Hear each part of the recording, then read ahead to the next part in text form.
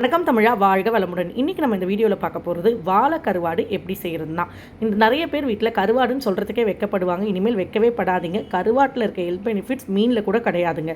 அதனால் கருவாடுனா வெளியே தாராளமாக கருவாடுன்னு நீங்கள் சொல்லலாம். இப்போ வாழை கருவாடை 1 மணி நேரம் நாங்கள் சுட தண்ணியில் போட்டு நல்லா ஊற வச்சுருக்கோம். ஏன்னா அப்போ தான் இதில் இருக்க உப்பு எல்லாமே மொத்தத்தையும் எடுத்துடலாம் நம்ம. அதனால் இந்த மாதிரி ஊற வச்சுட்டு அதுக்கப்புறமா க்ளீன் பண்ணி எடுங்க. அந்த சைடில் இருக்க கருப்பு மேல் கருப்பெல்லாம் க்ளீன் பண்ணி எடுத்து அப்புறமா நீங்கள் வச்சு வறுத்திங்கன்னா சூப்பராக இருக்கும். இது ஒரு இம்பார்ட்டன்ட் டிப்புங்க. நிறைய பேர் கருவாடு செய்யும்போது அப்படியே உப்பாகவே இருக்கும்னு ஃபீல் பண்ணுவீங்க. அதனால் இந்த மாதிரி பண்ணுங்கள். அதுக்கப்புறம் வெறும் தண்ணியில் க்ளீன் பண்ண அப்புறம் ஒரு 4-5 வாட்டி அலசிக்கோங்க. சுத்தமாகவே உப்பு கம்மியாயிரும்.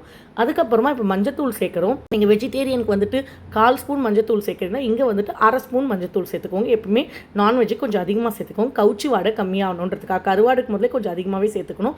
1 டேபிள் ஸ்பூன் நம்ம வந்துட்டு இங்கே வந்துட்டு குழம்பு மிளகாத்தூள் கிடையாது, வெறும் மிளகாத்தூள், காஷ்மீரி சில்லி தூள் சேர்த்துருக்கோம். இதெல்லாம் சேர்த்து நல்லா பிசைஞ்சு ஒரு 10 நிமிஷம் எடுத்து வச்சுருங்க. உடனோடே செய்ய வேண்டாம், பிசைஞ்சு எடுத்து வச்சுருங்க. நாங்கள் வாங்கின கருவாடு நல்லா சதப்பற்றாக இருக்கும். நாங்கள் இங்கே பக்கத்தில் வந்துட்டு கருவாட்டு மண்டியில் தான் ரெகுலராக வாங்குவோம். அவங்க ரொம்பவே ஃபஸ்ட்டு குவாலிட்டியில் கிடைக்கும்.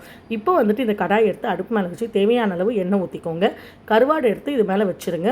வச்சுட்டு என்ன பண்ணுறீங்கன்னா ஒரு 5 நிமிஷம் கழித்து வறுத்து எடுத்திங்கன்னா சூப்பரான கருவாடு ஃப்ரை ரெசிபி ரெடி.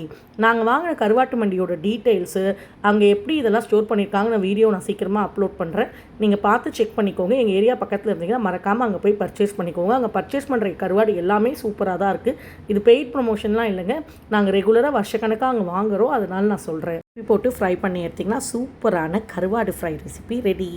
இந்த மாதிரி வீடியோஸ் பார்க்குறதுக்கு எங்கள் சேனலான தமிழ்நாடு ஃபேமிலியை லைக், ஷேர் அண்ட் சப்ஸ்கிரைப் பண்ணிக்கோங்க. Thank you friends.